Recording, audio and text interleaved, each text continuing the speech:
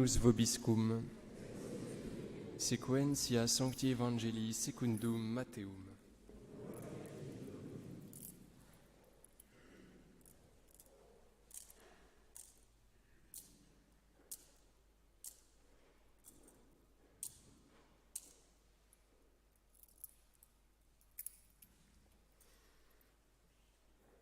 En ce temps-là, Jésus dit à ses disciples, « Vous êtes le sel de la terre. Si le sel devient fade, avec quoi va-t-on le saler? Il n'est plus bon à rien, sinon à être jeté dehors et piétiné par les hommes.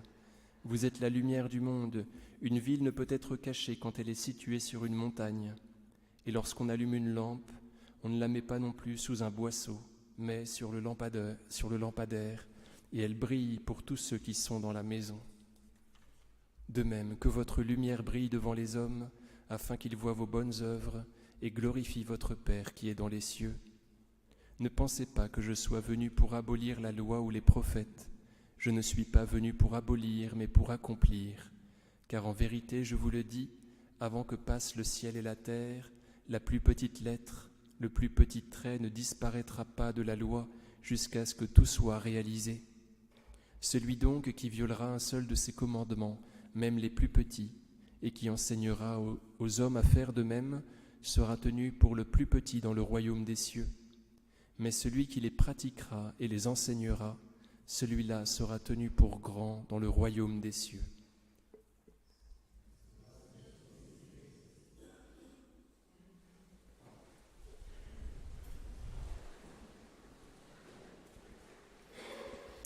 Au nom du Père et du Fils et du Saint-Esprit, ainsi soit-il. Un tout petit mot sur cet évangile. Quand on allume une lampe, on ne la met pas non plus sous un boisseau, mais sur le lampadaire, et elle brille pour tous ceux qui sont dans la maison. L'abbé Huvelin, par l'absolution qu'il offre à Charles de Foucauld, allume Charles de Foucauld comme lampe éternelle. Charles de Foucauld qui avait été habitué à la nuit, qui avait été plongé dans la nuit et qui était si malheureux, qui s'échappait de ses orgies pour pleurer sur la vanité de sa vie, vous voyez, était très content de goûter cette lumière. Il s'en était épris, il fallait qu'il reste avec elle, il fallait qu'il reste longtemps près du Saint-Sacrement. C'était plus fort que lui. Et à Nazareth, la supérieure des Clarisses le priait de bien vouloir sortir, prendre l'air. Vous voyez, tellement il était pris par cette lumière du Saint-Sacrement. Sachant qu'il avait souffert de la nuit, il a voulu aller loin dans la nuit. Et les militaires français lui conseillaient de ne pas rester comme cela dans le sud de l'Algérie où c'était dangereux pour lui. Et pour cause, l'histoire leur a donné raison à ces militaires qui voulaient dissuader Charles de rester comme cela, dans cet endroit dangereux. Il avait voulu rester dans la nuit, dans cet endroit où il est mort, finalement trahi par un de ses amis, pour être la lumière qui brûle, qui éclaire.